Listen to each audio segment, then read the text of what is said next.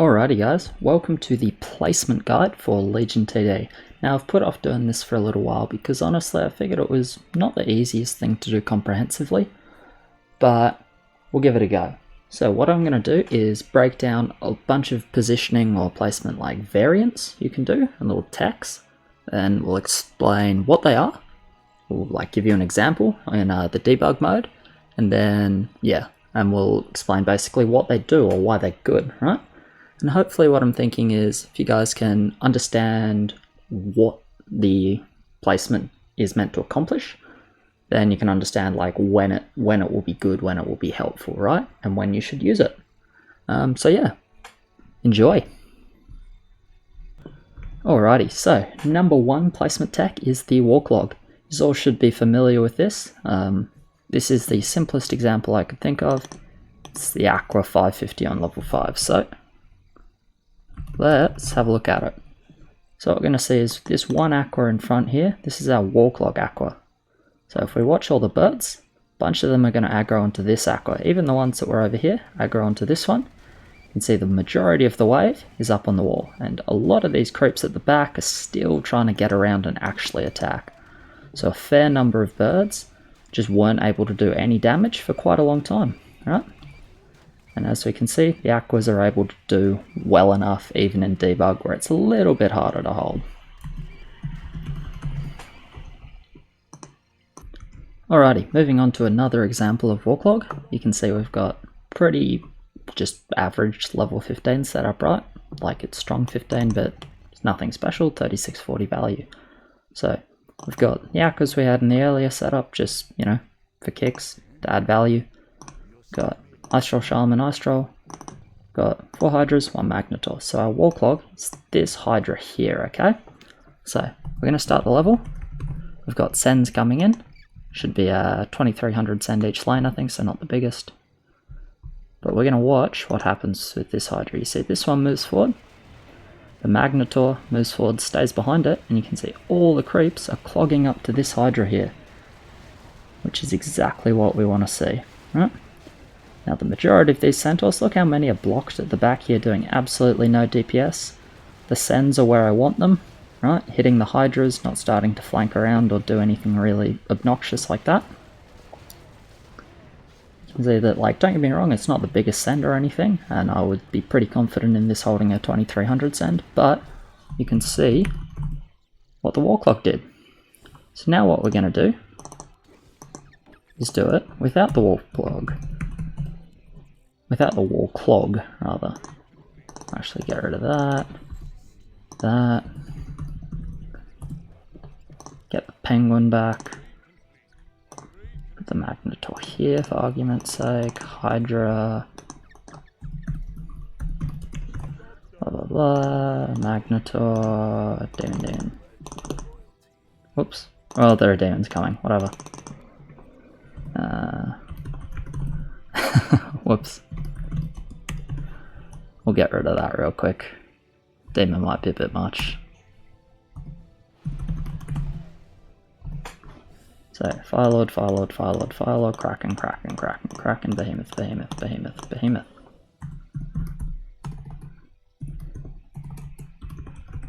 Alright, that should look more like how it's meant to. Anyway, this is the exact same build, but there's no walk log. So you can see that, the Hydras share a bit more, but these sends are not at all blocked, and there's way more Centaur DPS going on. So we're just going to watch the difference. You can see a couple of Centaurs are flanking around the Aggros, which is not what you want. Just look, I mean, the Behemoth didn't get focus, but this is the identical setup, identical value. Look at that. That is crazy. Alright, so that is some walk log for you. Alrighty, boosting on to the next placement tip, we've got the ranged unit damage share, so the range front. Alright, here we've got a Wyvern, which is half a space in front of 2 Clockworks, and a Spectre because debug's a bastard and it makes it hard for this to work. So we've got the Wyvern half a space in front of the clock, but as you can see this is 545 value, so let's take a look at it. What we want is this Wyvern to take some damage, but not for this Wyvern to die. So definitely going to be taking some damage here. but should be looking pretty okay.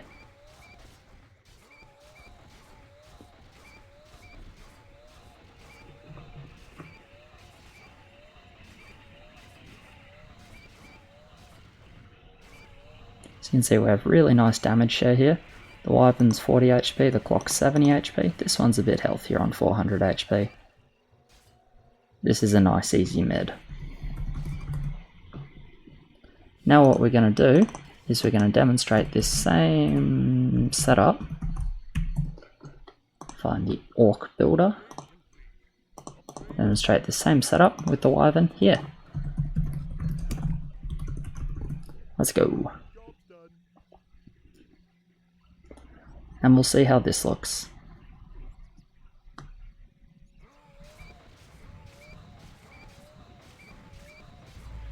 You can see the Wyvern just starting to tank a bird or two,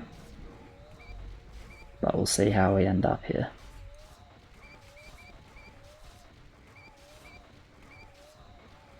So before we were pretty comfortably mid with a Clockwork.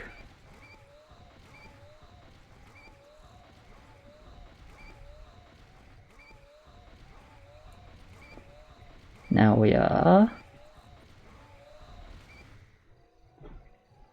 leaking one bird. That Spectre makes a massive difference, by the way. So we'll do it without the Spectre now for interest's sake. And just compare how it looks. Keeping in mind that this is indeed on debug, so holding levels on debug even with spawn all on is more difficult. So watching how this is without the Spectre, I feel like Spectre is just OP. I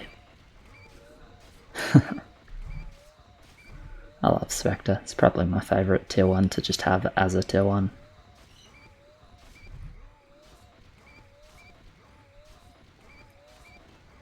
Anyway, 2 Clock Wyvern behind. Leaking fair few creeps.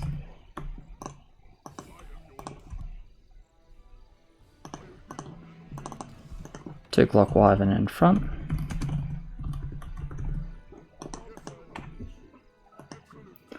Can't believe how good that damn Spectre was with Wyvern behind.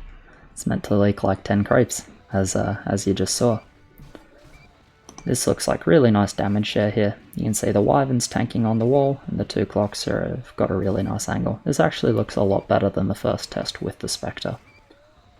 So, yeah, a little bit of gratification there. You can see with our Wyvern behind, we leaked about 10 birds. And with our Wyvern in front,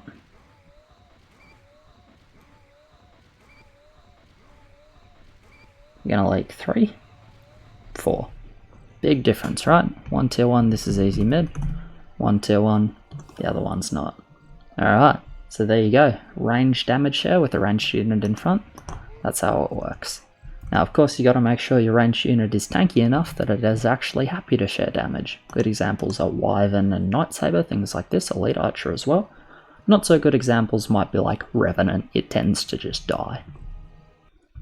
Alrighty guys, so what we've got here is the Warple setup, alright? So, double Hades, melee, a few rangers at the back, one ranger in front. It's got a little half spot gap, okay, which is perfectly fine to do when you're probably not keeping it in the super long term, right? Or if you're just using it as the Warple. So, what this range is going to do, on level 10 we've got 3200 sand, we've got a 6400 sand apparently, yeah, whatever, we'll see how that goes. 4 panda for a bunch of mass. Yeah, it's going to be a fucking massive send, that's 2100, yeah, whatever, we'll see how it goes. And anyway, holy fuck, what have I done to myself here? What this range is going to do is, because it's got nice long range, 750, it's going to start attacking when the boss is like here, to drag bosses from the middle to the wall, which is where you want them. You really want those bosses on the wall. So, in order to Warple, you do need a long-ranged unit that you don't mind sacrificing. Best examples are Ranger, Spectre, and Carrion Spitter, but I think Ranger is probably the most obvious. So, let's have a look. We'll have to temper our expectations a little bit, because like, this is not a small send. But anyway, You can see the ranger hits and all the bosses go like, ah, oh, we got a ranger there, let's go kill it. Yeah, as you can see, it drags them all to the wall. So we don't have any like flanking bullshit going on nice and early, right? And it's pretty common that at least one of the bosses decides that it wants to take a short vacation. So we've got the flanking bullshit going on now, but I mean, this is pretty good, right? Versus a big send, not that much value. This is a 7-4 setup most games. Cool. Then we're going to show you the... oh no. We've got the arena battle. I'm just going to pray that it doesn't make me fight the arena. It made me fight the arena. Alright, I'll catch his back up. Alright, fuck debug arena. That thing's super annoying. Anyway, what we've got now is the second way to do the wall pull, right? Which is pretty much level 10 exclusive. Maybe you could do it for level 30 and it's good. Yeah, maybe. Anyway, it's pretty much level 10 exclusive. So, in the corner, top corner of the wall of the side you build on, if you're a human, you'll always build on the side of your town. If you're, I don't know, I can't build on the other side. I've literally never built on the other side ever in my life, except when I'm going Aggro Rotation, so yeah.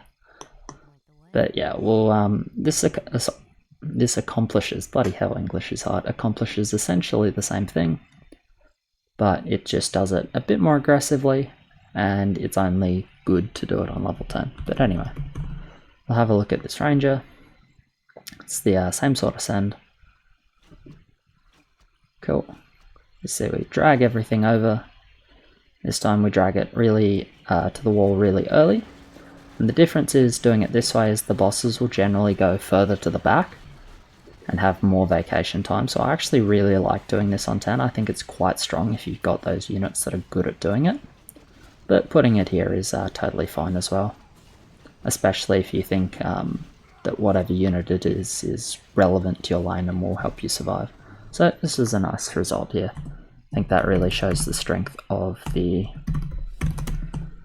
setup.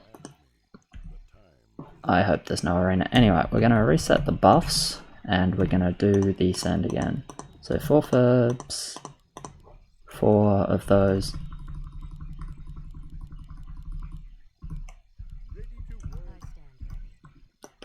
And 1 more horse and 1 more militia. Alright, that was the send I had last time.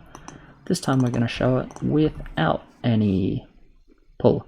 So the ranger here, by the way, is also pull. It's just the least like sheer version of the 3. It's good if you got Zeus. It's worth saying, because Zeus, you don't really just want to like throw him to the fucking wolves, right? Because he's good damage. But a Zeus here will help you do a little bit of pull. Anyway, we're going to watch the level here without any wall pull at all, and it's just like down to luck at this point. As you can see, we've got all the bosses on the left hand side, which is unlucky as a spawn, but if they vacation hard enough, it's still like fine. But in general, this is not the spawn you want to have. As you can see, we don't have great focus. Yeah, it doesn't look too good, right? Going to work, and it's not too bad, but we got a bit lucky here indeed with the bosses being quite lazy.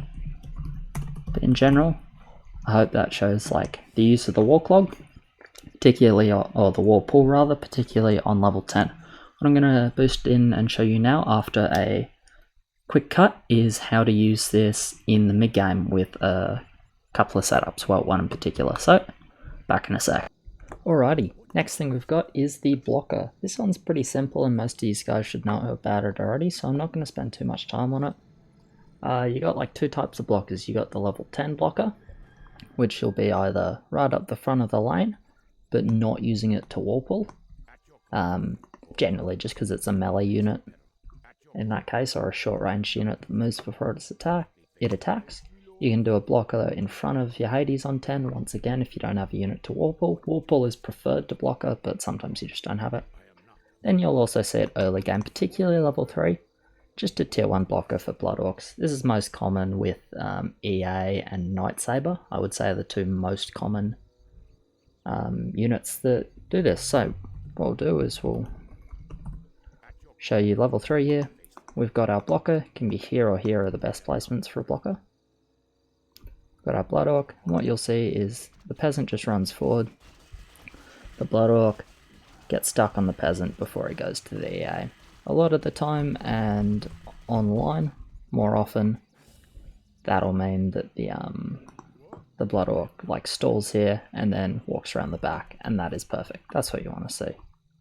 And we'll just show that one more time without the blocker. Oop. What's level 0? I'm curious. I'm gonna try that next.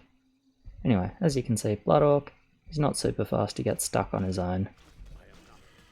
But, you know, he's in there straight on the first Elite Archer, which is really not what you want to see. And, you know, we'll play this out for a little bit longer. This is when you get those, like, unlucky EAs on 3, right? This is why 4-0 can be quite punishing. Yeah, so that's just the reasoning behind a blocker. Nothing too impressive. This is level 0, by the way. Null. Alright, cool. Yeah, just for interest's sake. Anyway, that's the blocker for you, and yeah, on to the next. Alrighty, what we're going to talk about next is how to split, or the split. So, just got like an example set up here, right? This is not a particularly amazing build, but we're going to demonstrate splitting on level 16. So just very quickly, we're going to demonstrate that this will indeed hold level 16. Yeah, so when do you want to split? You want to split to leak when you normally wouldn't leak, right? So this is a lane or a build that normally wouldn't leak here, right? I'm going mid to no send 16 easily. But what if they sent 15 or 14, you survived? Easy mid, right? And in order to split, you gotta feel it out a bit. But especially because Blaster takes a little time to wake up, we might do something like this for our split, right? So we want to make sure the blasters get far enough in front of all our other units that we actually don't pull them in.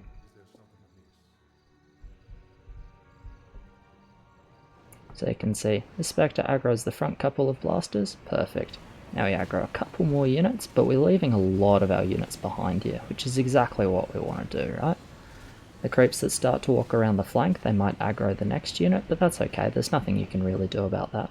Oh, well, yeah, that happened, I forgot about that.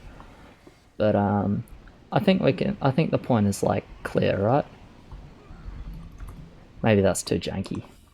But if it's too janky, we can do something like, oh, we can't do this anymore because there's no mid. Well, that's awkward. Yeah, look, I think you get the point with splitting, right? And that's approximately how we do it, right? We build units, ranged units a little bit further in front because they don't walk so far. Melee units a bit further behind. So if I was splitting with a melee unit, I'd need to split probably another half spot back from this.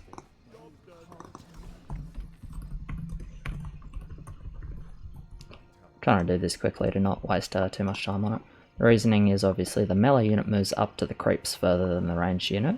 So if we build the melee and ranged unit in the same spot, then we won't split. As it happens, we don't even split here, so I would have fully fucked up. So yeah, I guess it needs to be slightly further in front. But it's worth saying that this is like, it's a little bit finicky at times. It's also a little bit different on this on the debug offline than it is online, right? And basically that's just because of Blizzard jank, right? Blizzard jank just makes everything better. It's also worth noting, if you're trying to split like a little bit better, you might replace one of these blasters, say like here. I'm aware this isn't a blaster, just to save me changing race. And that way this unit is going to pull sooner, which is going to mean it gets further in front. Keep in mind, if you're trying to split with 4 range units, it's a lot harder. Like if all of these were ranged, they'd sit here, and then the creeps would walk up to them, and then these creeps would want to aggro. So splitting with 4 ranged armies is a lot harder to do. It's, you know, it's possible. And we got this shit going on again. It's possible, but it's difficult to do. But yeah, that's the general idea of split.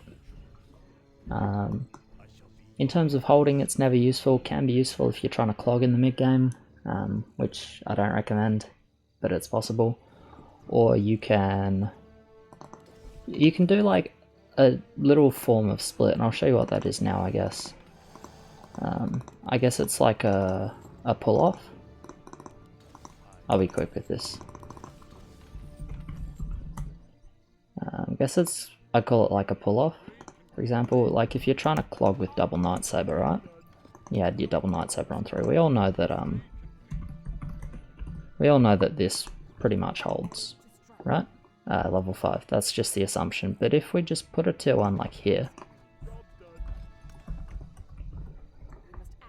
what this cult's gonna do is it's gonna run forwards and fight the creeps like here, and then these Night Sabers are gonna want to run forwards and out, right?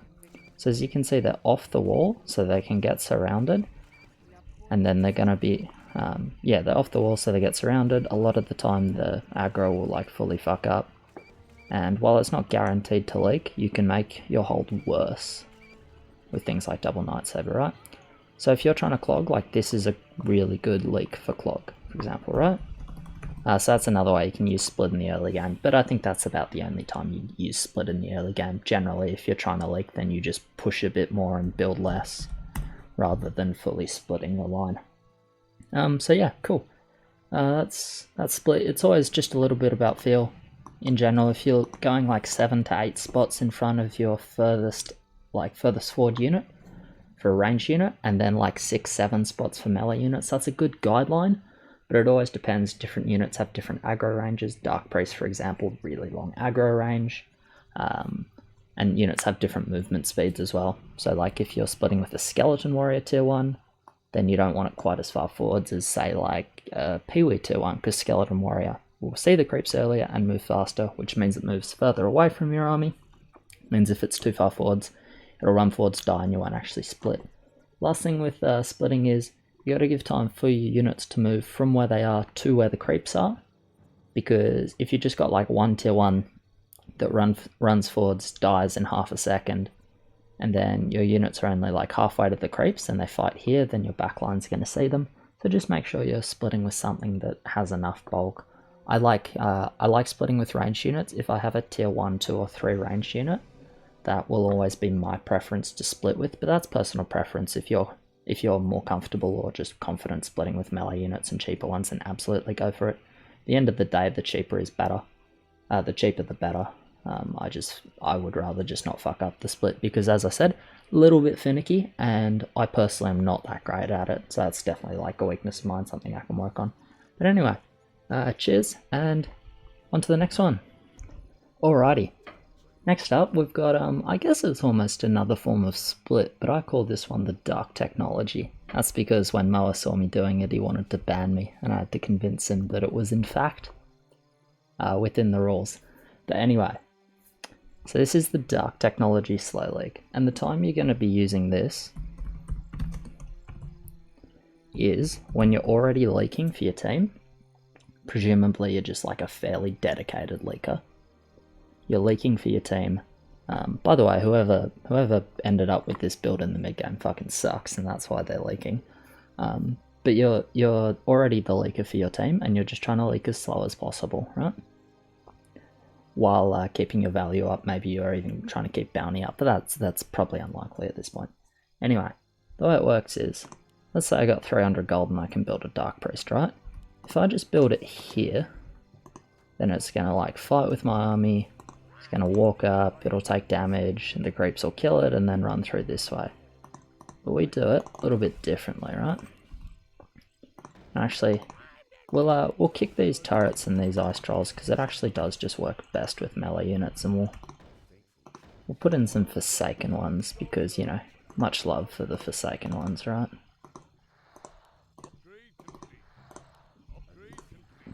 But maybe just one of them.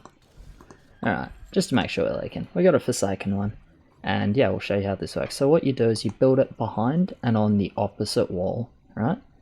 It's worth noting if you're building on this outside wall, this doesn't actually work, because then because the aim is to drag the creeps away from the middle, right?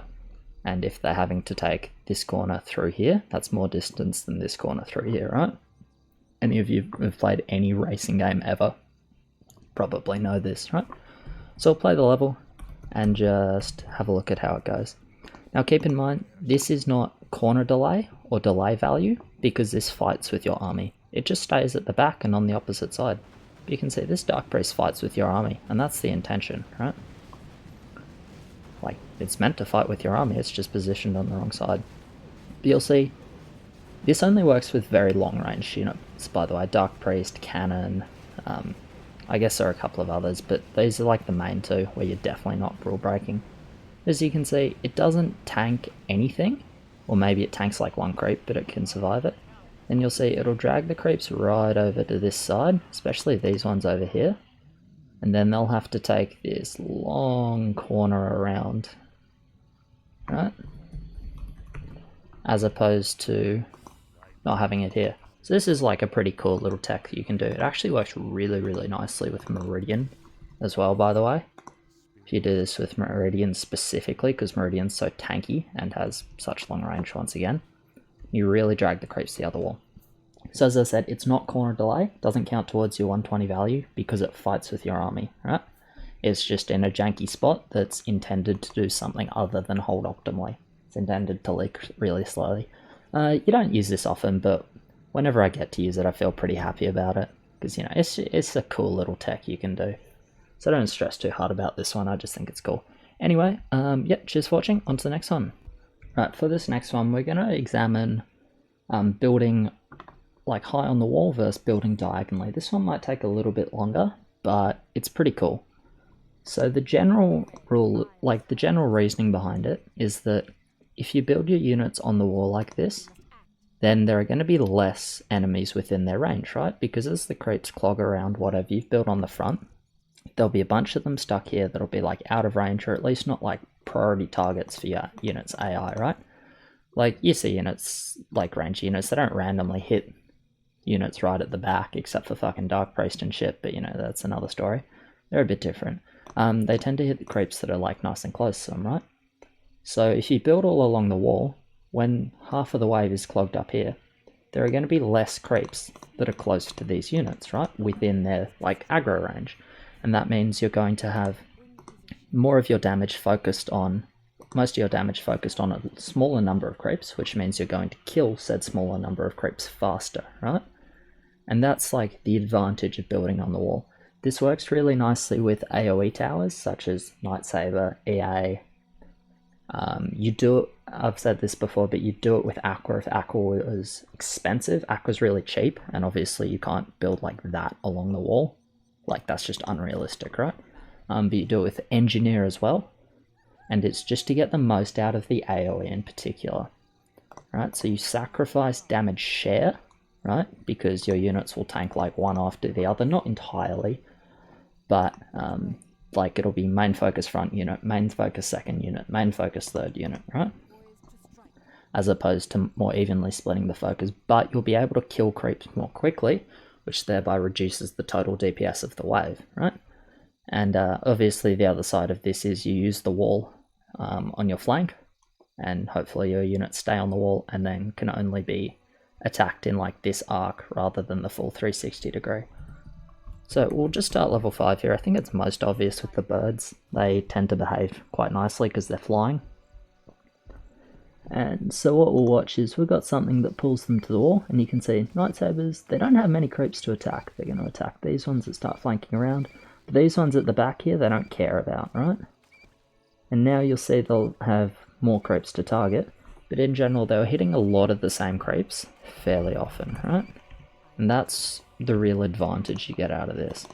So if we do the same setup with something like that, and then we'll put this sentry out to the side just to make it more obvious what the difference is.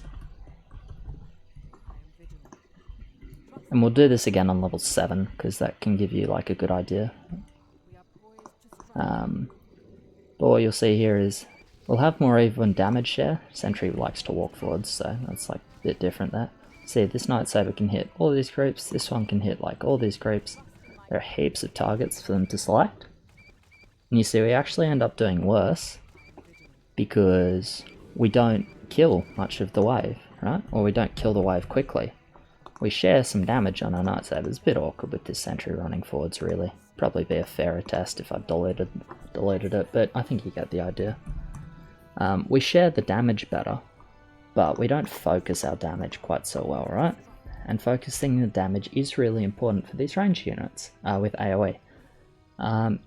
If you've got just like single target melee units, then it's like fucking damage share, right? But I've gone on heaps about that in the other guides I've made, and I'll continue going on about it in the ones I'm going to make. So we won't spend any longer on that here. Lastly, we'll just recap very quickly the mower placement of Night Saber on level 7 for like hold / free hold, right? And this is a damage share setup, which is generally going to do worse on level like 2 to 6. Well, 3 to 6 it's probably fine on 2. But you'll see once it gets to like level 7, we'll actually end up with really nice damage share, right? You can see this one tanks a bit because it's further forward, but it kind of needs to be early. But now we're actually going to have relatively okay damage share between our Night Sabers. This one's a little lazy, this one ran up a little bit. But in the end, we do have a fair amount of damage share. And as you can see, we're going to have a 300-ish health Night Saber in mid, which is not too bad for a free hold, right? And what we'll do now is we'll just go, instead of having any damage share, we're going to go full on the wall. So there's a, once again, I did this in my Night Saber guide, but we're going to reiterate it quickly, just to show the difference. So 300 Night Saber mid with damage share. We actually get really lucky here and we get double damage share between these front 2 Night Sabers. That won't happen too often. And yeah, we'll see how this goes. It's gonna go better now we got that damage share actually, and make me look like a fool I suppose, but oh well, you know, it's the way of it. No, okay, we still do a bit worse. Good. I didn't want to restart it again just to prove my point.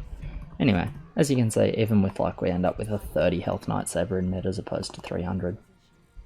So once your line gets tankier, right, which means there's more value on it, there's more HP, there's literally more HP on your lane compared to the strength of the creeps, right? Then the value of damage share goes up, right? Because you have more HP to share the damage on before something actually dies, if that makes sense, right? If you've got 2 units with 850 HP, then you have 1700 HP on your lane, which is not a whole lot, so you need to kill the creeps quickly to make sure you don't leak. But when you've got 3400 HP on your lane, that's a lot more, right? And if you're sharing out that damage evenly, right, between 2 Night Sabers, if you're sharing damage evenly, then each is taking, say, 20, or let's say each is taking 40 damage a second, right? But if you've got 4 Night Sabers, then each is taking like 20 damage a second, and they last a lot longer while still putting out that DPS, right? So in the end, with AoE, the DPS is the same whether you build it high on the wall or diagonally for the damage share, right? The total DPS is the same until you start losing units. So by damage sharing, you have overall more total DPS because you don't lose units as quickly, right? But, and there's the but here, you won't focus the damage as much, which means the satyrs will also have that total DPS increase, right? Because they don't die as quickly. So it's kind of interesting, and it's just that trade-off there, and whatever you think is best. But in general, at least with Night Saber, YOLO setup, this way, better. Holder setup, overbuild setup, that way, right? So as I said, the more value you get on your lane, the more HP you get in your lane, the better that damage share is going to work. So yeah, that's wall versus diagonal. I think that's the best way to explain it. Just quickly as well, for those that watch the tier 3 guide, the reason you build violets in a straight like diagonal line for the damage share, it's partly because they're like somewhat tanky, but it's mostly because their AoE is different to other AoE. Their AoE is like spell based, rather than like attack or missile based, right? So it doesn't actually have any like logic, so it will just hit whatever the fuck it wants to within range, right? Anything that's in range of that violet is going to shoot it. With the little gusts, right? It's completely random, and it won't hit the same creep.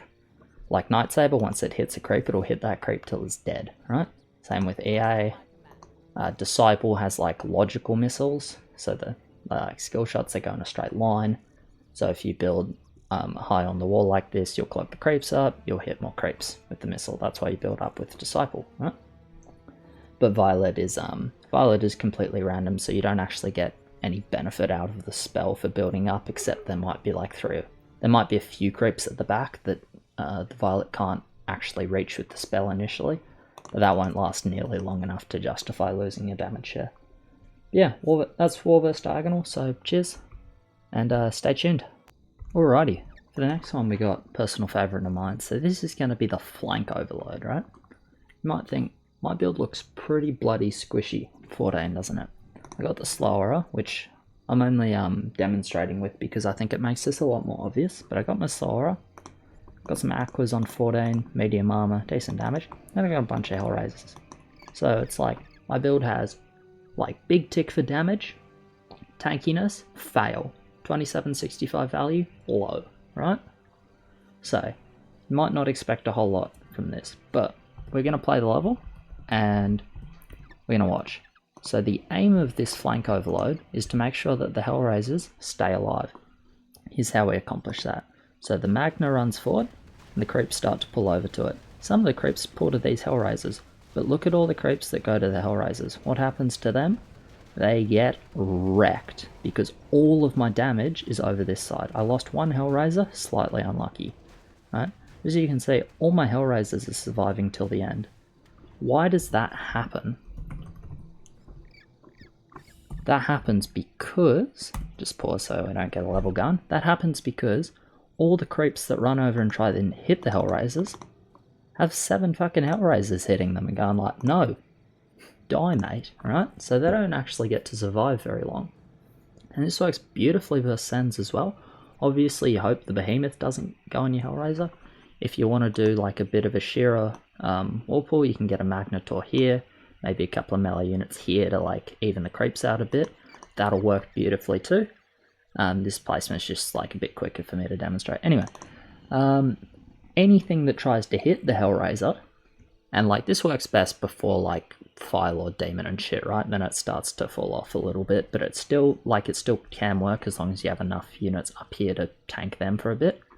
But any like wave creeps that come over to try and hit and kill the Hellraisers, which are the vast majority of my damage here, right? So I need them to stay alive, but I have nothing to tank for them. So how do I tank for them? I tank for them by putting them all on one side of my build, right? So they kill whatever the hell tries to kill them, right? Anything that tries to kill them, they kill it first, because they have so much DPS. And they can tank a little bit, right? They can take a few hits before they die. So that's our Flank Overload, right? We overload one side of our build, and we essentially kill the creeps from left to right. We drag most of the creeps to the right-hand side, or as many as we can, right, without splitting our build, because this is one thing, this is in danger of accidentally splitting. If you build too far here and the creeps are here, that's a long distance, right? From like here to here for these Hellraisers, so be careful of that. Do need to be careful of that. But you overload this flank, right, and you kill from the left here to the right as you're cleaning through the creeps, right? So we'll play that one more time, just because I think this is like really important. And as worth saying, this works best with short-ranged DPS leaning units. Hellraiser, Time Stealer are a couple that really spring to mind. So watching here again, these creeps that aggro the Hellraisers, they're the creeps that are dying, right? These ones on the Hellraisers, they're the creeps that are dying first. These ones over here, these are the creeps that are going to be alive at the end, because they're not the ones hitting the Hellraisers, they're not the ones the Hellraisers are hitting, right? Because they're out of range. As you can see, we lose like one of our Hellraisers, or two of our Hellraisers, but we have the rest alive, and my Magnetor and all of my Aquas except one is dead, right? Which means I was able to manipulate the focus of the wave to ensure that everything dies before my main DPS, which is exactly what I want, right? That is very much what you want. So this flank overload is a really, really nice trick with, as I said, like short-ranged, high DPS unit. Hellraiser and Time Stealer are the best two examples that come to mind. So yeah, that's a really nice little trick you can use. It's also helpful if you're like starting to get a bit of a fat build, like if you've got more aquas than this, and you're running out of like space. You know, maybe you don't want to build your Hellraisers here. Or like maybe you've got mutants. You can do this with mutants as well on 17, works really nicely. Because you don't want mutants here, because then they'll get blocked by the aquas. You don't want mutants here, because then they'll tank. So you build a bunch of them like out to this side, and then you just clean through the creeps, left to right. Any creep that tries to hit the mutant hits it first. So that's a nice little tech for mutant as well, is another example. But yeah, don't forget this one. This one's really, really helpful. But yeah, cheers for watching, and last one. Alrighty, for the last one, we've got what I'm going to call an aggro rotation. Now this is pretty cool, right? But what you'll have is you'll have a mix generally between a ranged unit and a melee unit. What you need to do is change the way your aggro works between different levels. So I'm playing Sprite Veteran here. I genuinely think this is a mix with a lot of upside, because it's like the Veteran helps you on level 5 and level 8, and the Sprite helps you not suck on 1 and 2, which is otherwise Veteran has a big problem with, right? So you got your 470 value. You can do this with 3-0. Beautiful, 3-0. You can do that with the Sprite start. You can even start 3-0 with the Sprite, 2-Sprite Pee-wee if you want. Anyway, I think this is genuine upside to just normal Veteran or normal Sprite, so I'm not just pulling something stupid out of a hat. Anyway, we'll reset the sand buffs here, and we'll just show you level 3 with Blood Orc now, right? So, your sprites are tanky here. Light armor, good versus Blood Orc and good versus this wave. Dodge chance, 15% extra HP. What you want is your Veteran, you want it to share some damage, but you don't want it to full tank here, because it's a one-shotter, it's got good DPS. Don't get me wrong, it doesn't have good damage synergy with the sprites, but overall it's still a good unit here. So what you want to make sure is your Veteran doesn't full tank here, right? Tanks a bit, beautiful. Full tanks, yeah, not so good. So as you can see, in the end, we do okay here, right? Fairly fast Blood Orc, not amazing, but we do okay. And then we go on to level 5. We're going to have a second Veteran, right? And play the level. So our sprites now, they don't like the magic damage very much, they take extra from it. And they walk pretty far forwards before attacking, and you'll see they don't actually share very much with the Veteran now, right? That's a problem, because Veteran is meant to be our tank on level 5. So it's kinda not okay that we don't have that damage share. Right, and as you can see, we might be able to hold here still. It's like kinda close. But our Veterans are the last to die, and they don't really share with the sprites, right? And that's a problem. As you can see, we're not quite able to hold with 620. That's not okay. What do? How do we make the Veteran tank for the sprite? It's really simple. We build a tier 1,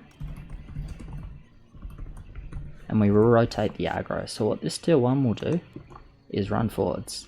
Right? It'll die really quickly, that's fine. So you see the tier 1 runs forwards, which means the Veterans will have time to run forwards.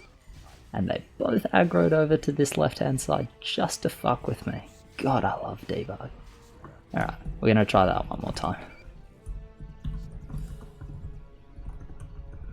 That's obviously not going to happen super often. Hopefully it doesn't happen this time. But Pee-wee runs forward. Veterans run forward. And you see this time, at least this Veteran here is in front of the sprites, right? And this one gets in front of the sprites as well.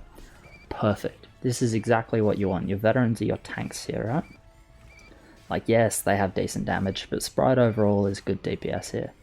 You can see with that tier 1, we get the Veterans tanking, and now this one might share and they share some damage with the sprites at some point, right? And you'll see we went from leaking to 330 plus like 2 full HP sprites in mid, right? That's a crazy difference, and that's all because we use that tier 1 to rotate our aggro into a more favourable spot. It's worth saying it does kind of suck specifically with Peewee because you're paying 25 gold to do that as opposed to 10 gold if you had a Knoll or Murloc. It works exactly the same. But this is a really cute little tech you can do if you want your ranged units to tank early or to share damage early with your melee units behind, and then on a certain level you just want them like, nope, don't tank anymore, right? I now want my melee units in front of my ranged units, okay? So yeah, there are a lot of good examples. I think Sprite is a really clear one where it's tanky early but falls off in tankiness around level 5 where it stops appreciating that damage quite so much. This obviously does badly level 6 by the way. But yeah, I think it's just like a really cool tech to use. Moa taught me that actually, so credit to him for that one. You'll note I've shouted out Moa a couple of times here, haven't shouted out Red Rum, so... Nah, just kidding, just taking a little shot because I can. But yeah, that'll conclude the guide. So wall clog, range front, wall pull, blocker, split, slowly, dark tech, wall versus diagonal, the flank overload, and lastly the aggro rotation. So make sure you're using all of these in your placements when you think they're appropriate. All of them are cool little techs and have their uses. And keep in mind, a lot of these are optimizations, so a way to get your build from like solid to good, right? From good to optimal. And that's what you're really, that's hopefully what you're trying to achieve, at least if you're spending however long watching me fucking ramble on, which is hopefully not too boring.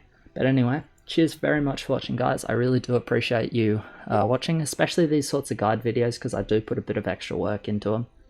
And obviously, like, you know, I like the good feedback on these because I want to help people, you know, the people that want to get better. There's not a lot of resources to actually get better besides some cunt flaming you in FBG, right? And half the time they might even be wrong. So, you know, learn what you can.